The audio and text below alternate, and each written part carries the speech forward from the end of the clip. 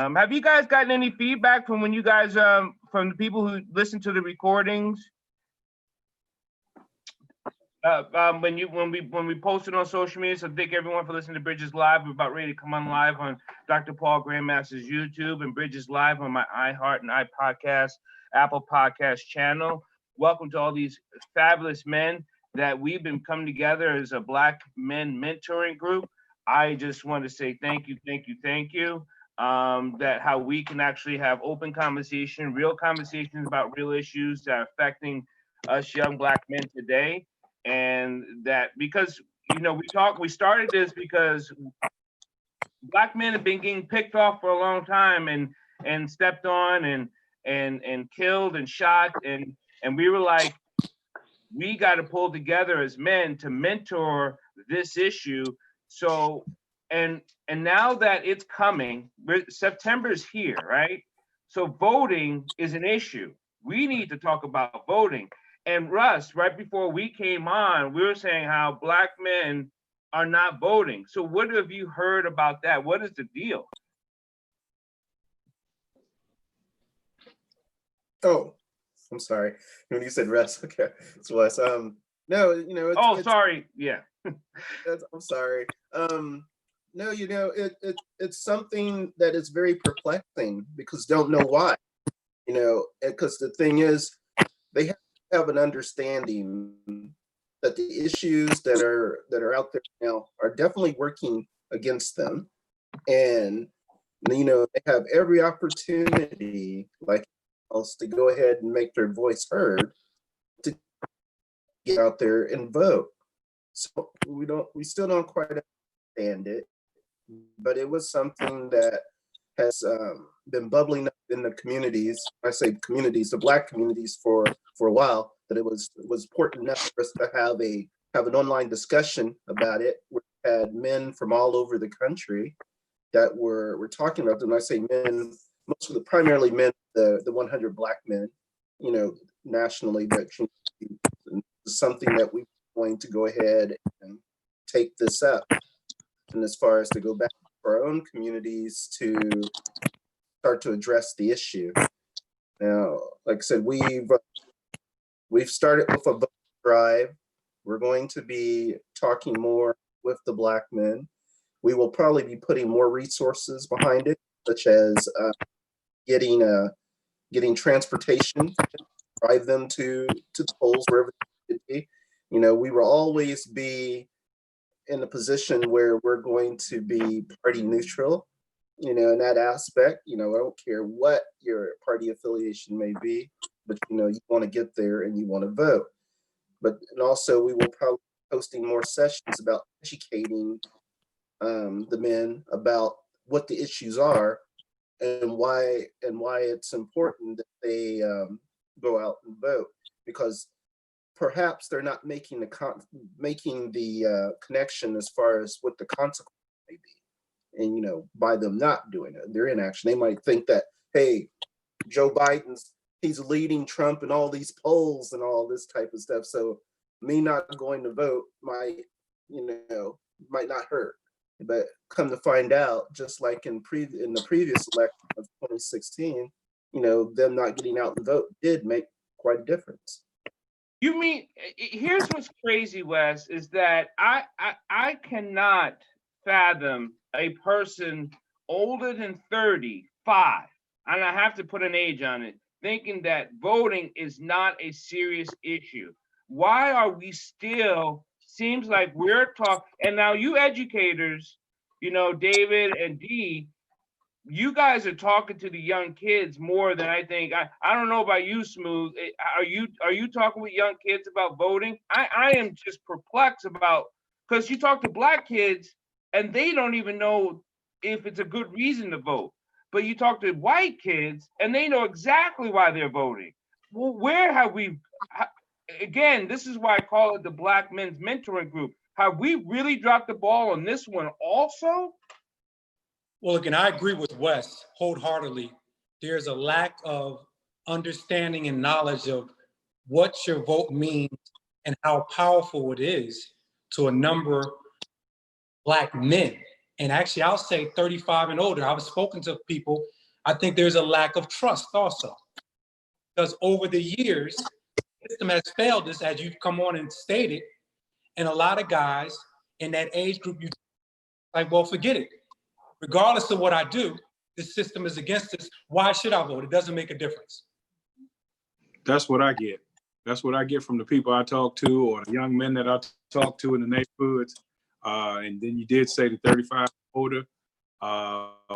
You know, I again in the streets, you know, just kind of talking to, you know, the youth. A lot of them are like, for what? We don't trust these folks. You know, we don't trust the Republicans. We don't trust the Democrats. Right. A lot of things that they say, you know, they don't have the best interest of the black vote at hand. We've been lied to for so long. What does it matter? You know, and I have to, you know, try to convince them or try to tell them, you know, like, this is important. Just the fact that, you know, you're getting a chance to vote. And this is what folks fought for. And I mean, I even had one kid tell me, you know, I hate to say it, he was like, man, that's their history. That's not mine. I was just kind of like, whoa. That's powerful. That's that last statement that you said, D, that's the sentiment I get from most people. That is their history. That's not part of our history.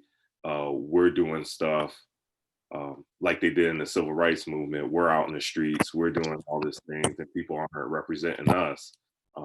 So there is a massive mistrust. I think the last election did a number with the popular vote and and all that. But it's a huge mistrust, and it's just weird because I'm in political office and I'm saying, like, we don't have to. We're at a point now as Black people, we're still pandering for a vote, and we're still accepting what like some of these leaders are telling us as, okay, they got our best interests at heart. Whereas, I mean, we can sacrifice and we can put ourselves in office, and we're more powerful than what we think. But there's just that big mistrust there of the whole system. That's what I'm getting from, and I will go as far as saying 30 and over. I'm getting it from all my friends. And so when you look at like other ethnicities, so I'll say white, they have that. Their parents go out and their parents are at the dinner table and they're talking about these issues and they're saying that, like, okay, so this is the game plan. We're gonna go out and vote. But if I have 4 kids, and a lot of my friends have kids as well. So if they're telling their kids to not trust the process, now we're doing a generational thing that's very scary. It's very scary. And that's what's going on. I think That is what's going on. To answer your question, Dr. Dyer, is, you know, the older generation, and I'm 43. You know, I think some of the guys who are my age, who have already been through, you know, the turmoil and all that other good stuff, I think that some of us are passing it down to the youth, like, it didn't work out for me, so it's not gonna work out for you. So figure something else out. You know, yeah, that's yeah. Well, did you mention interesting about history? Obviously, recently, John Lewis passed away. Yes, sir. And it comes to mind when you think about someone like John Lewis, how hard they fought for us to get to where we are. And I think it's important for us in these forums, great, where we harken back to the history of how many people so hard to where we are. We owe it to ourselves and the younger generation to try to make it a little bit better for them. How? Great question. Reason being, how we do that is continually to fight. Okay. You see John Lewis, who just worked so hard just to make things a little bit better. Right. Protesting, going across bridges, getting beat down. We haven't had to experience something to that degree, but we can do something a little bit further to help this younger generation and let them know, at least our history is that. Someone did try to get us to this point, and it wasn't easy. Hey, Chris, you know, I heard, and it kind of resonated with me, but John Lewis became more famous because he got his ass whipped. Right. And what happens if he never got beaten up? That's a sick thought. He probably became more famous because it was on camera, was getting the ass whooping, like you were saying. People were seeing visually, they were making that connection about what the injustice was, Right. back then, because these people were just marching. They were being non-violent. Then all of a sudden you have these policemen who are sicking dogs on them, beating them with clubs. And that was the thing, But if we didn't have that visual people to make that connection, we still wouldn't have had it. We still would have been dealing with it. I'll put it like that. But the other thing, which I think the focus is, the great equalizer, is about education. I don't know if they still are teaching civics in class in school right now. Well, we got two educators right here, one in North Dakota, one in DC. Right. Are they teaching something of civics? Civics is mandatory, I think. Yeah, civics is mandatory in a lot of school districts around here. But the demographic, I live in North Dakota, so civics is taught here. Principles of democracy is taught here.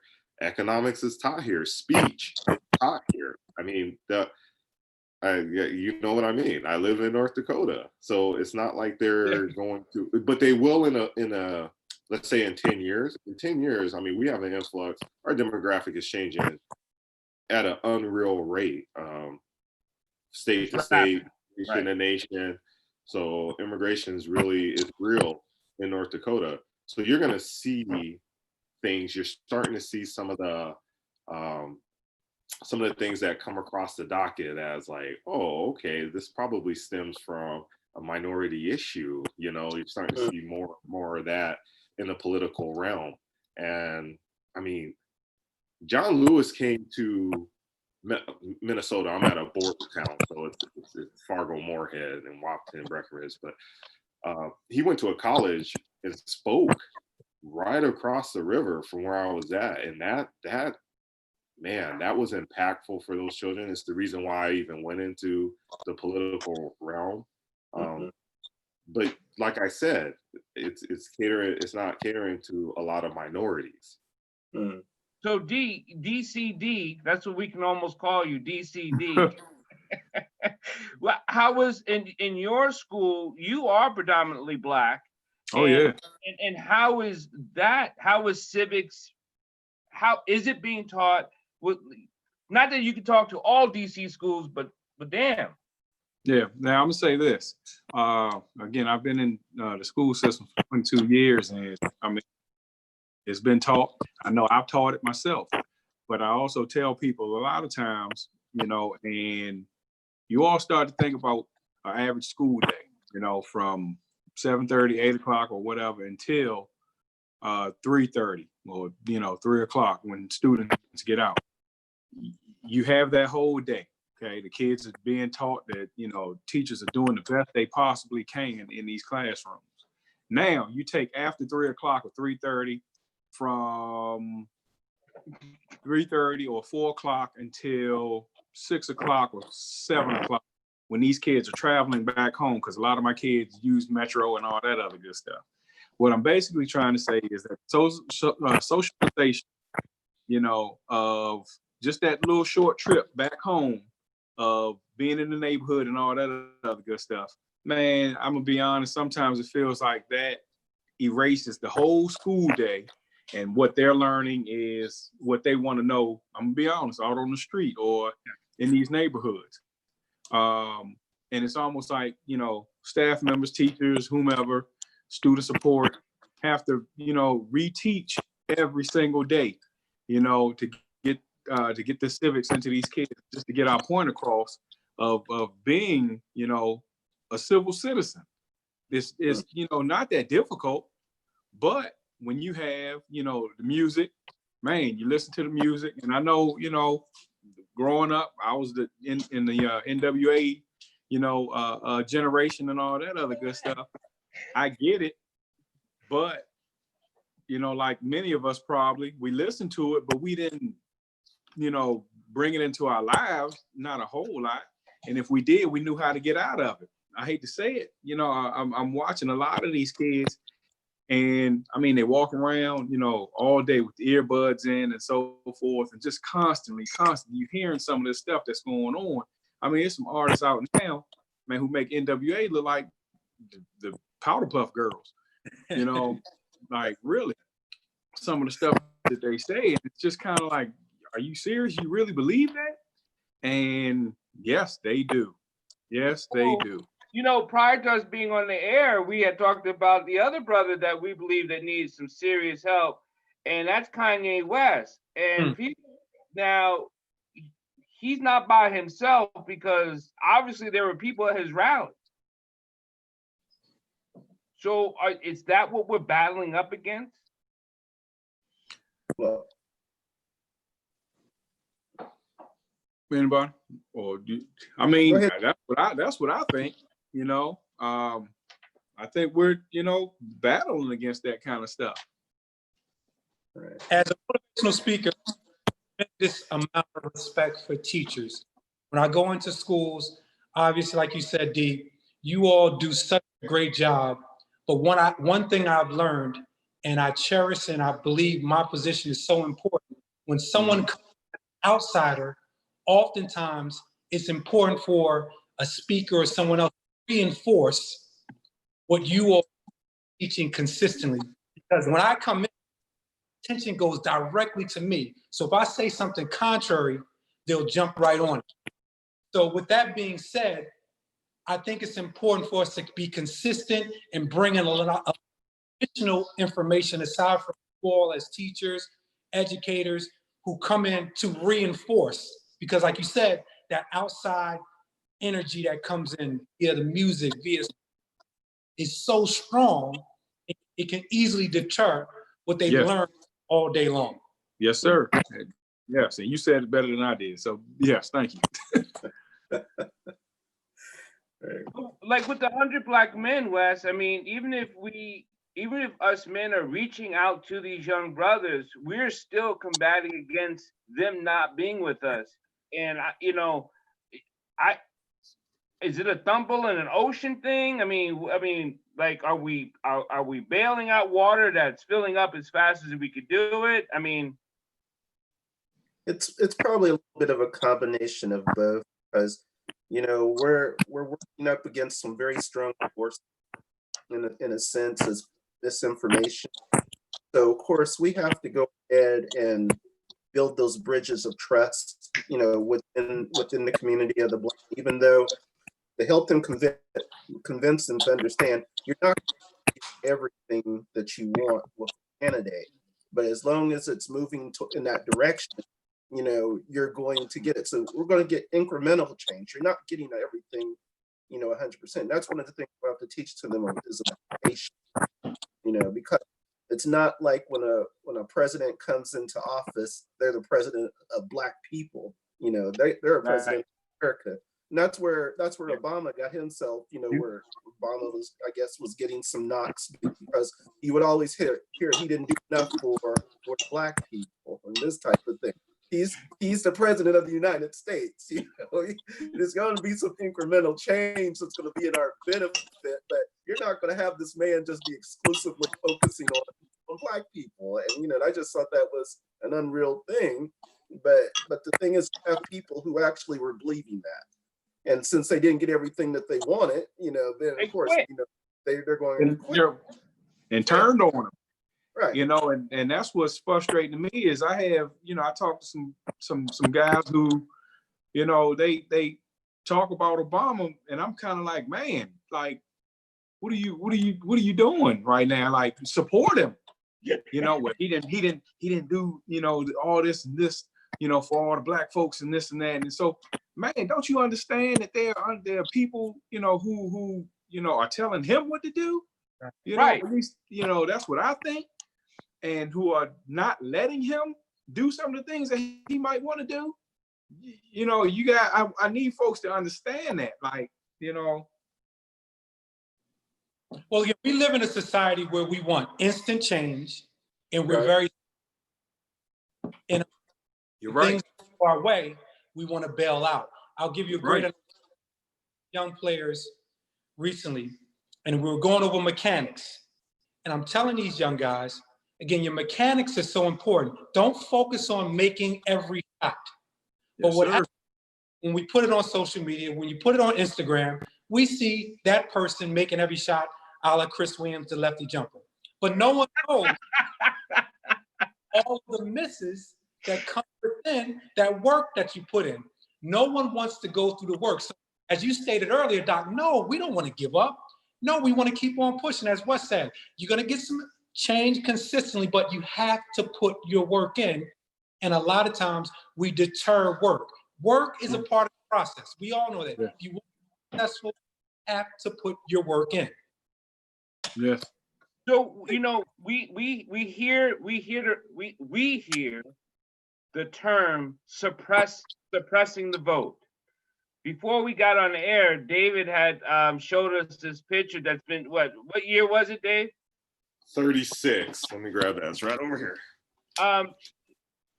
How can we get to where we as Black men, mentoring men, talk about they are trying to get you not to do something like voting? Look at that picture that they put up. Yeah, Dave, put it back up. What's that sign say right on the New Yorker? There's no loitering or electioneering between this point and the poll. So they right outside that barrier. Wow. Right. Because Dr. Dyer was talking about, if you guys didn't hear him, they're talking about they're going to have armed citizens going to the polls, and like I was telling him, they're going to be in those areas where there's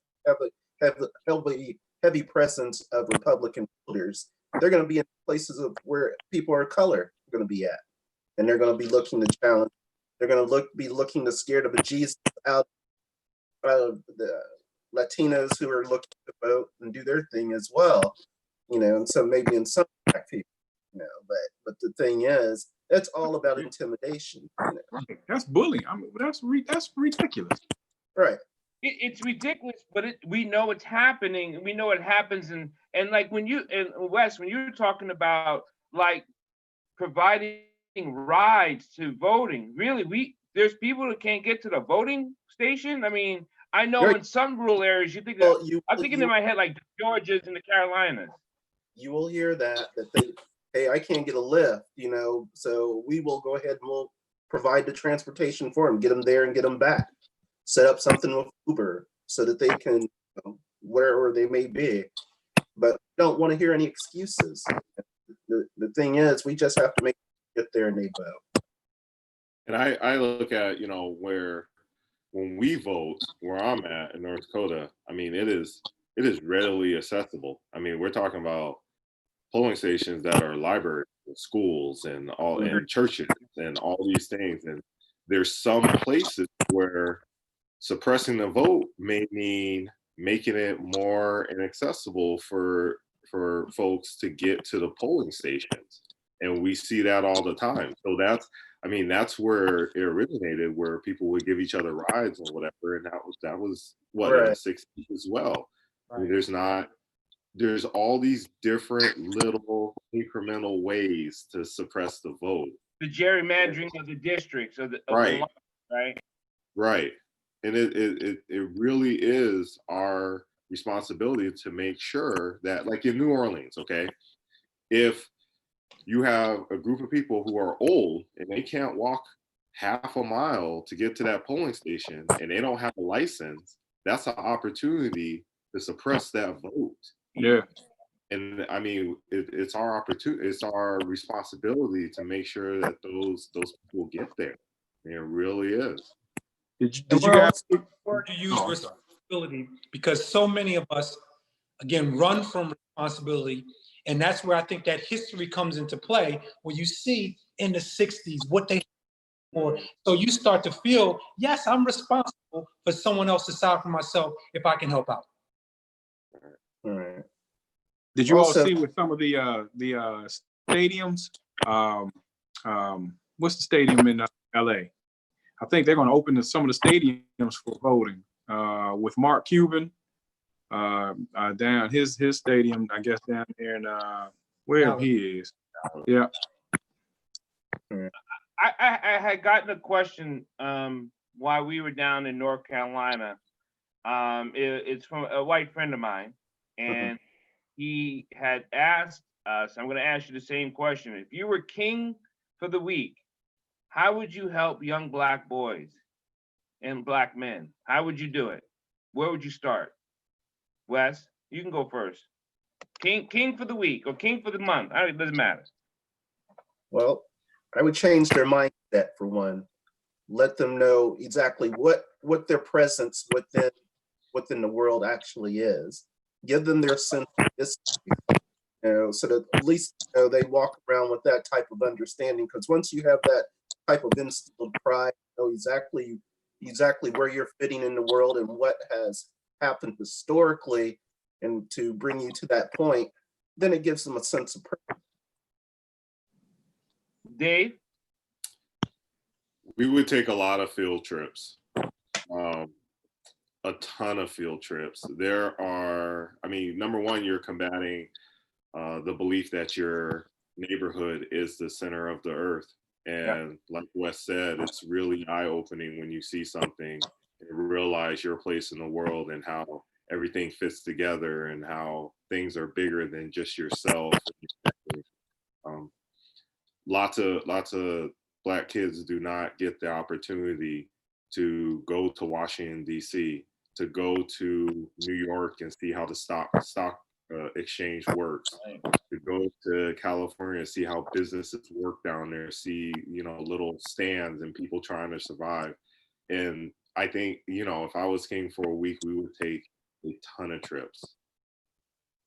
I had mentioned this, I think I even told Dee this, I would round everyone up. I would round every Black male boy, and I would round them up into a stadium, and I would start, face to face, almost like a series of questions, like who are you, what are you, and where are you at? Literally start dividing them into, okay, this is not to be crashed. Uneducated people over here, single parents over here, I would understand where this dynamic truly is, so I can get a grip on it and then start putting mentoring, going, okay, you're helping those people over there. I would round them all up. It would just be like, put them all in one big thing, and I don't care how long we have to be in this surrounded area, but I would have to figure out what the hell's going on with all of you. Go ahead, Smooth, you up. Look, and I love where you guys are going with that. If I were king, I would give all these young fellas and older ones access to their true history. I think it's important for us to see people like us who are successful in other areas aside from sports, entertainment. So I can see you, Doc. I can see Woody. I can see what. Oh, you know what? I can be like that. This guy, I can be that guy, rather than always looking at something that may not be possible for everyone. Right. History is so important, and I think that would be something I would try to do. Yeah. DCD. For me, I would, kind of like a lot of you guys, but it's more of a retreat kind of thing. I would take them to, the woods, man, gather as many as I possibly can and take them to the woods. And, I said retreat, but I also meant almost like, from what we see on videos and all that other stuff, that Navy SEAL kind of training, but just have team building, spiritual training, financial training, leadership, mentorship, and just kind of getting down to the root of what's going on with some of our young men. And I think if we can kind of deal with the root of the issue, then we can kind of come on out of what's going on and be able to communicate with each other. So it's just one of those things where, I would just kind of just beat positivity into them. We're hit with so much negativity, so much, that people start to believe in it. then okay, well, let's switch it on. Let's do everything positive and see how this turns out. D, you had mentioned something about the earbuds always being in there and us trying to talk to them. Should we find it disrespectful to men as you talking to me with the earbuds in? I mean, I asked my young men to take them out, or at least one. Even, it's interesting you say that because, when we do our orientations and all that other good stuff, when I was younger and just kind of getting into education, I would always, hey, I need you to take your earphones off. I need you to hear everything that I'm saying. Now I find myself a little bit older and I try to work with them a little bit, just like with the cell phones in the classroom and all that other good stuff. They're attached to the cell phone. It is what it is. We can take them, we can do this, which I can be on both sides of that. But if I'm working at a school where we don't take them, then let's try to, I'm going to figure out how to work with that kid to use it. Just like with my daughters, my youngest daughter said, Daddy, why did you all name me London? Well, I said, well, one day we want you to be a traveler. We want you to travel and go different places. As a matter of fact, take your iPad and I want you to look up London. So she looked up London. She was like, oh, wow. I said, okay, well, let's go a little bit further. I want you to look up Black people of London. So she, watched a quick little video. She likes how they talk, their accent and all that other good stuff. I said, okay, let's go a little further. Where do Black people live? So she went a little further and she, looked up. She took her earphones off and she said, Daddy, they live in South London. Okay, yeah. Good. Now we're getting somewhere. You see what I'm saying? And my thing is, it goes back to the thing that we heard when we were growing up. Man, would you eat a gigantic steak? Just eat it all up? Or are you going to cut little pieces and chew on it a little bit and just take a little bit in? Sometimes you got to sit back. Man, that's good. And then go back in it, even though I don't eat a lot of meat.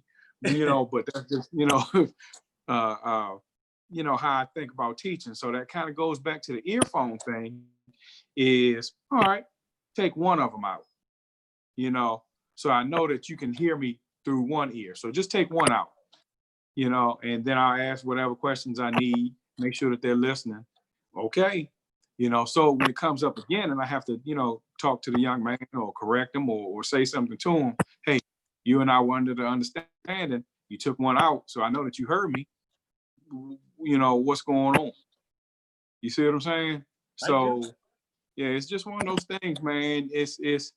I look at education as being an artist, man. I'm trying to tell you, I love it. I love it so much. And I love art. I love photography. I love painting, and I look at it like that every day you get a chance to make something, beautiful out of it.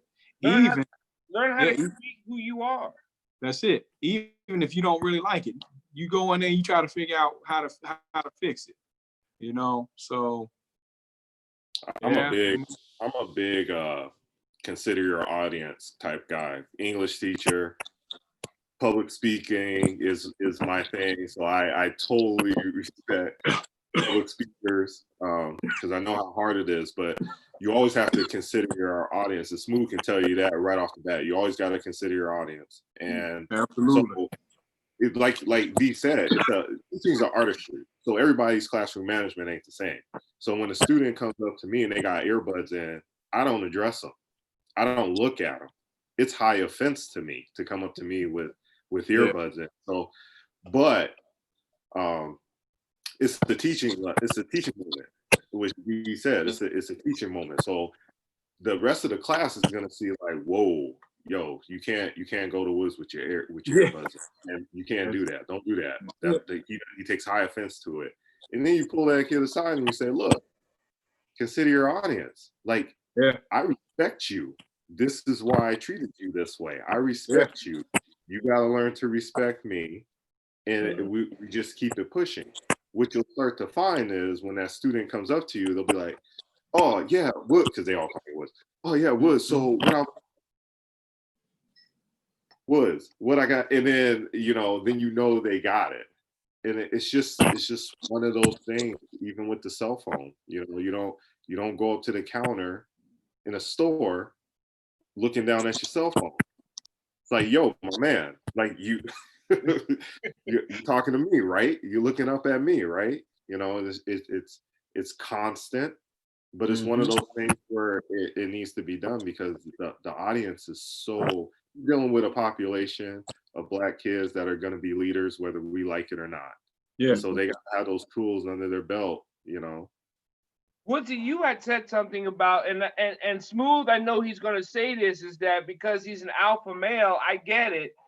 But now it made me think of when we see a young Black boy who will speak differently to you in how they speak to another, should you still correct them?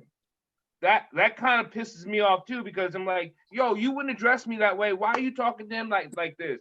And they're like, yo, but he ain't you, Dr. Dyer, he ain't you. I'm like, so, that also, it's like, this is, so back to what you said, which is consider your audience, but should we protect that other male because he can't, because now that's what confuses me, because we're trying to mentor a kid to be strong men, and they're like, but that man's a punk. I could do that to him. Jump in. Go ahead. Quick, Woods, I'm gonna let you rock. Mm-hmm. I think, Woods, you hit the word earlier, responsibility. Our responsibility to all of them to lead the right direction. And we've said this others. Everyone can't do it. I think that's part of my job as an alpha male. I'm very fortunate and blessed to have skills to help in that area.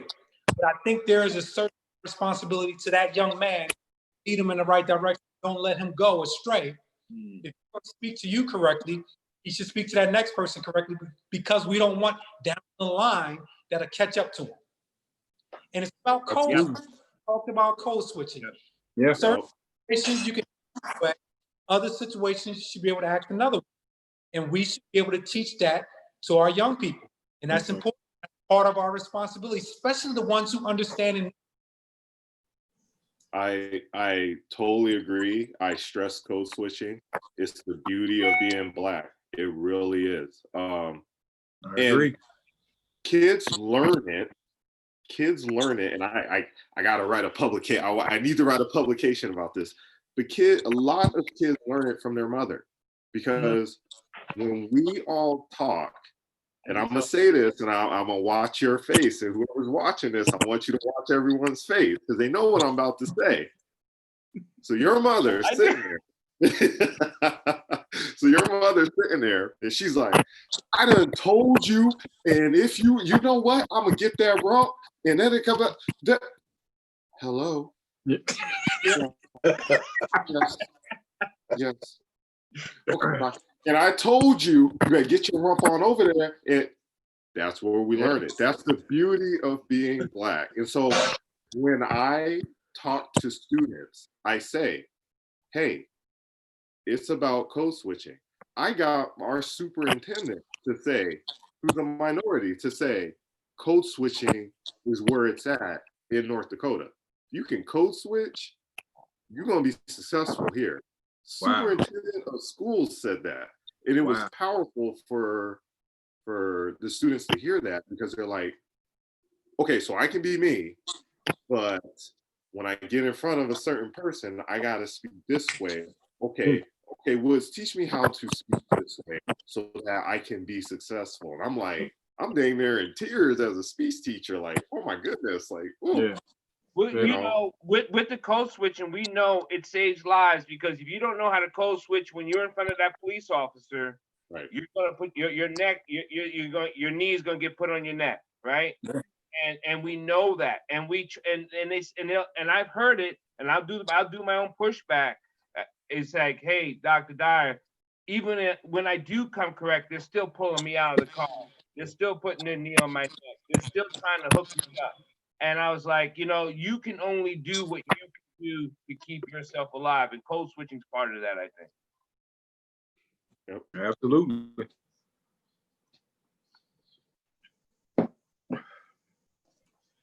I always look at, it's so important to be able to flip in and out of there, because some of us, we have 3 to 4 different codes. Smooth, I know you have to have 6 under your belt in order to get up in front of people. Yep. And you know, to be able to understand and figure out, if you live in Anchorage, Alaska, where I'm from, which is extremely diverse, and if you live in New York, we're talking about streets where you have to switch your code. Right. Even in California, we're talking about streets. So yes, it is a very important means of survival. It is a very important means to be in tune with your culture. And it's very important for these children's success to be able to do that, to be able to make sure that they know who their audience is and how to address them. I just read something about the job separation. Now, we've known the color racial barrier between jobs and working has always been a gap. Now COVID is, and it's widening for black, and actually in the Bloomberg News, it narrows it down to black men and working. So now we have young black men who aren't voting, young black men who aren't working, young black men who are afraid and fearful about cops, young black. So we have a lot of work to do. So how do we speak on that working gap, saying keep pushing through, you know, unify yourself, identify yourself, and then try to make something of yourself? That's a lot of work for, I mean, it's a lot of work for adult black men, trust me, you know, but it's a lot of work for young black men. Well, again, as a speaker, my platform is positive energies again. Okay. And touched on it. You want to make people feel good. Mm-hmm. And I always say, when you make people feel good, they feel appreciated.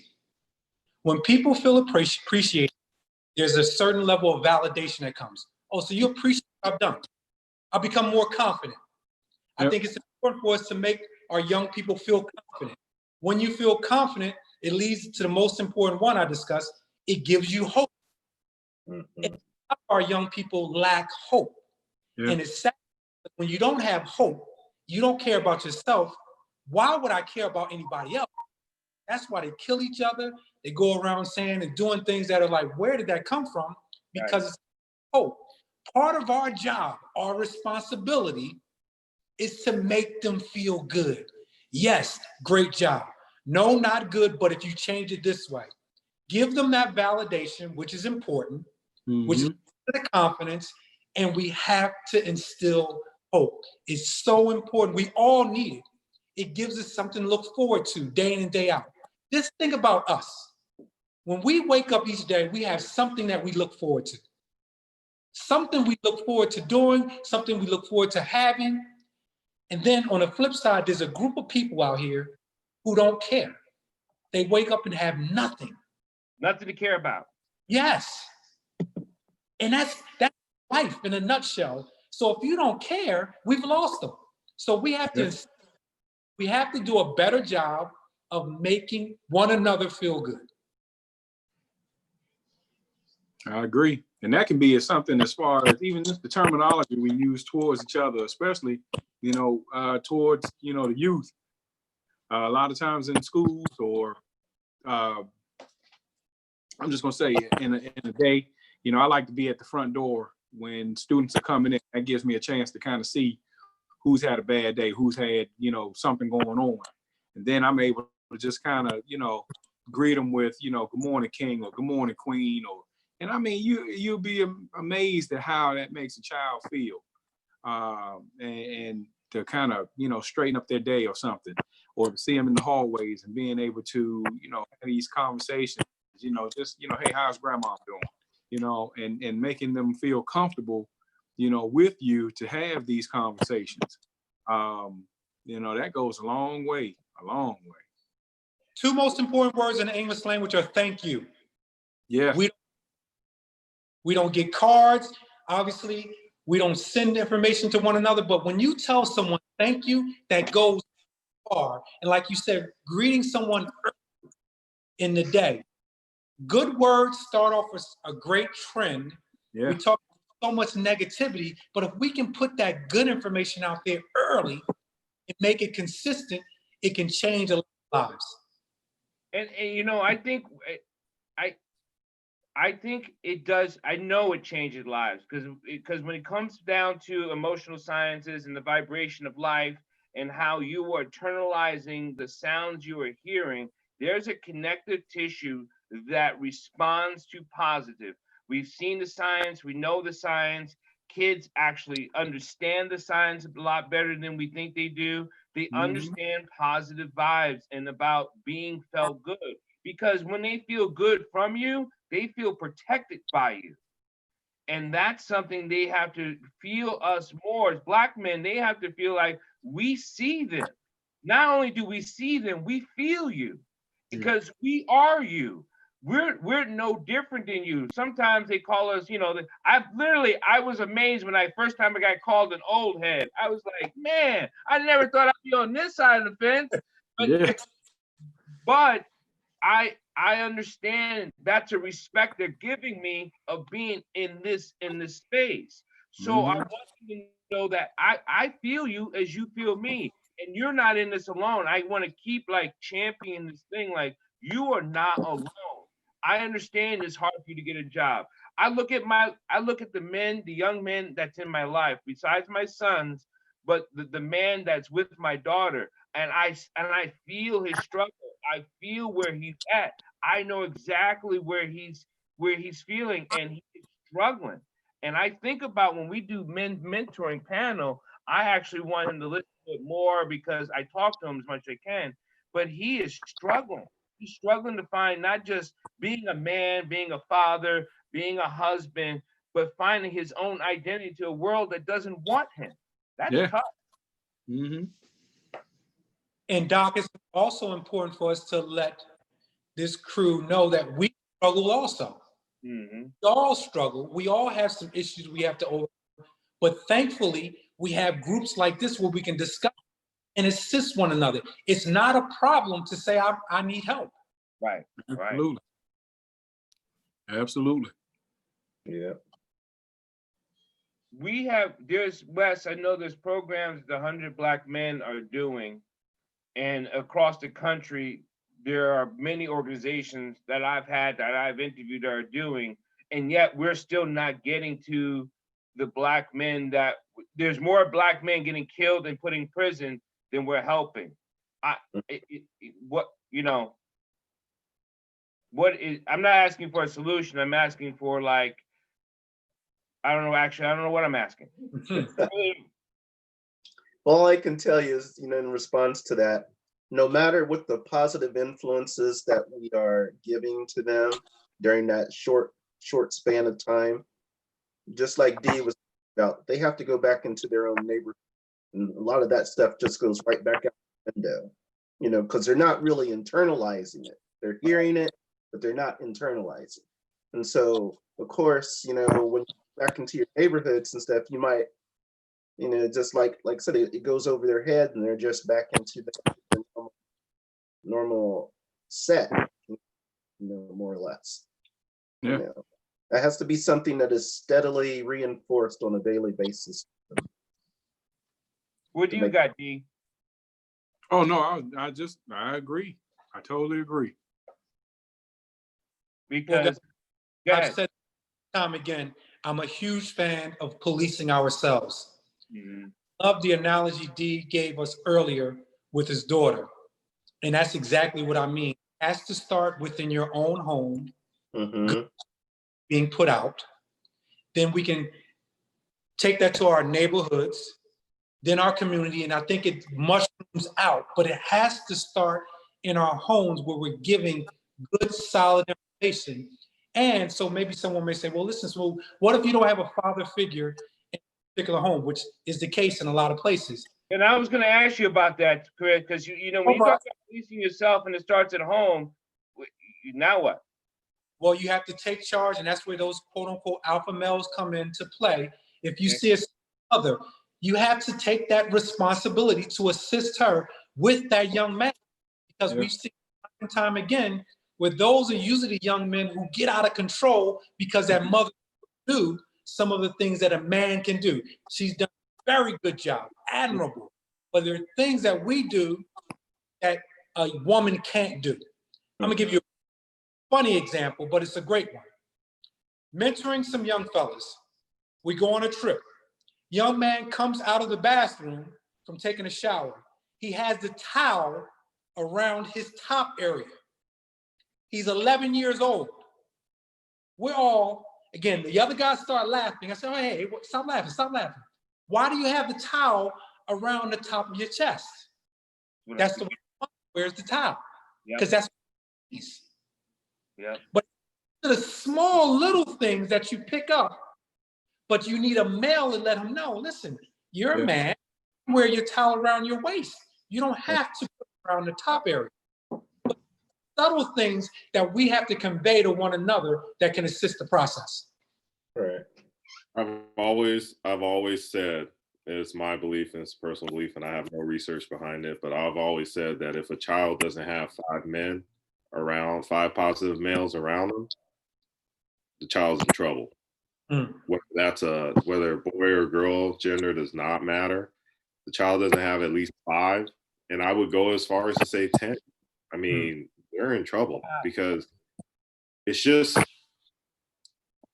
and I will say, side note to that is, I say positive role model, but sometimes it's someone who hasn't necessarily done all positive things in their life. It might be somebody who's in jail. It might be the crackhead on the corner. I hate to say it, but it's it's a variety of people who that child will see and can see the outcomes of those people and get advice from those people. It's a very, very powerful thing. So if there's not a male role model at home, we're going back to that responsibility thing where when I was young, I'd walk down the street, and I've said this on previous casts, like when I was young, I would go down the street and somebody would want to sell me drugs, and the known drug dealer would be like, no, leave him alone. There you go. He's a basketball player. Okay, I go to school, I'll see somebody that looks like me there, and they would say, okay, they give me a little tidbit and I'd be fine. I was fortunate enough to have a father, so that's 3 right there. I played basketball, football, soccer, and track, so that's 4 more right there. You know, so the child needs that for their development, and that is smooth. That is a wonderful example because I wore my towel like that for a long time. My dad was in the military and he left a lot. Civil service, he left a lot. And I have 2 sisters and a mom that were there all the time. My dad was just working, and I wore my towel like that. I'm not ashamed to say that. And I chuckled when you said that because I was like, yeah, that was me for a while. My dad come home from a trip and he's like, boy, what you doing? Like, wait. You know? Right. So yeah, I'm a firm believer, 5 to 10 for each child, no matter of gender. Yeah, I agree with you. What was I going to say? I forgot on it. Oh, you were saying, even, the drug dealers and so forth in the neighborhood, who would say, nah, leave him alone. I was that kid. Nah, that's Miss Shropshire's son. Leave him alone. Right. Or, nah, he plays football for such and such. I think I said it, the last discussion I was on, Dr. Dyer, is, I hate to say it, man. I don't even know if we have a lot of those guys in the neighborhood anymore who are going to say, nah, leave him alone. Instead, what I'm hearing and what I kind of see is, yeah, go get him too. Yeah. Bring him on with us.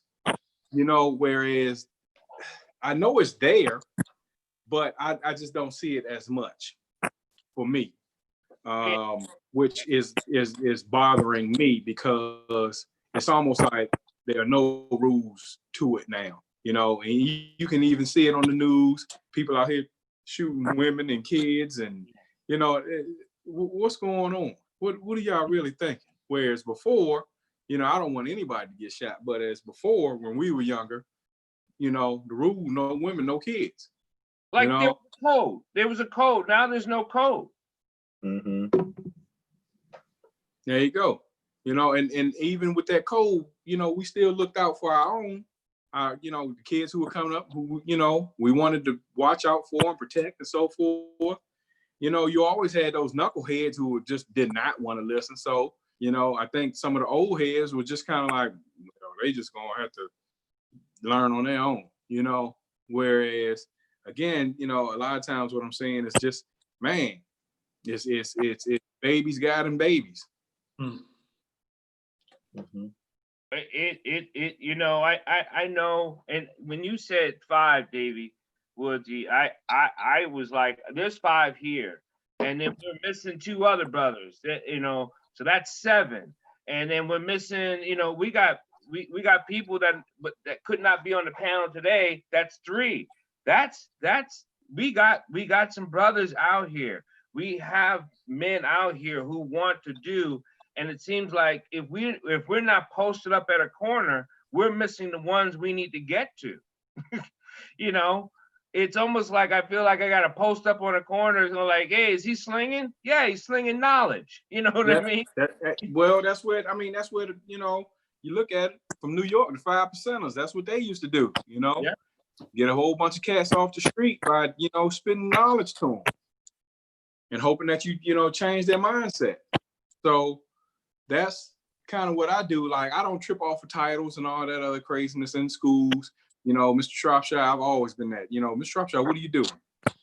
Change lives. You know what I'm saying? Like, that's my whole deal. So, and that's what I try to do outside of what the teachers are doing in the classroom.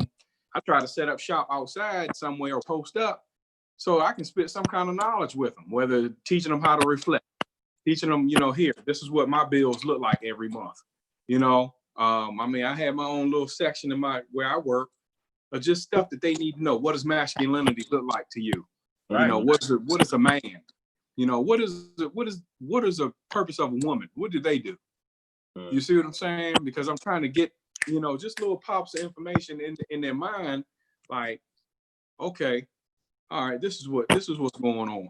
You know, so I had the kids try to study a little bit of my yacht. I may change the name of it or something, you know, and I just kind of put things in perspective for them and put together a little, like I said, reflection packets for them when they make it put out of class, just to kind of switch their mindset on certain things, you know? Because that's exactly what we need. You know, we're about ready to wrap up here. I mean, this hour went by really fast, and I love my conversation with my brothers, man. I tell you, I look forward to this. You know, this is a different conversation I can have. You know, this is just, it feels different to me, and I just want to say thank you so much to my brothers in arms, man, about what we're able to do in this type of panel, this type of conversation, and to have this type of speak. Because I know the feedback's amazing, but I hope it just keeps pushing out there in that vibrational noise, man. It's amazing. So thank you. Absolutely. Before we take off, Wes, you want to say anything before we leave? Oh yeah, like I said, I agree. This was a great discussion, and also I'm going to put a plug in for a book that I'm working with on as far as a compilation with 15 other brothers. We titled it "When Men Lean In, We All Win." It's stories what Black men are doing within their communities and to make things much better. And hopefully we'll look to go ahead and have it published in September.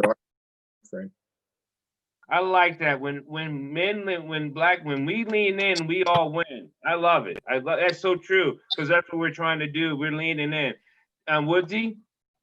No, I really every month I look forward to this.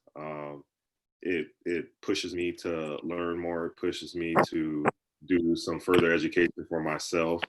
I will tell you just a quick side note. I started reading Stamp from the beginning. I am 12 chapters into it, and it has transformed my thinking. I don't know how I'm going to teach next year, because a lot of the things that I learned, it's like, wow, that was a lie. So, you know, but you guys push me. You guys push me, and I really, really appreciate it.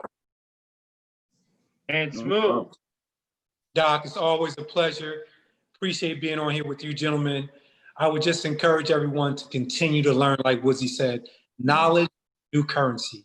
Again, that ignorant box off, because there's a lot of information coming out that's trying to keep us up. Learn, continue to learn, get involved with things like this. It'd be a great assistance. And DCC. Hey man, this is a blessing. This is what I kind of live for.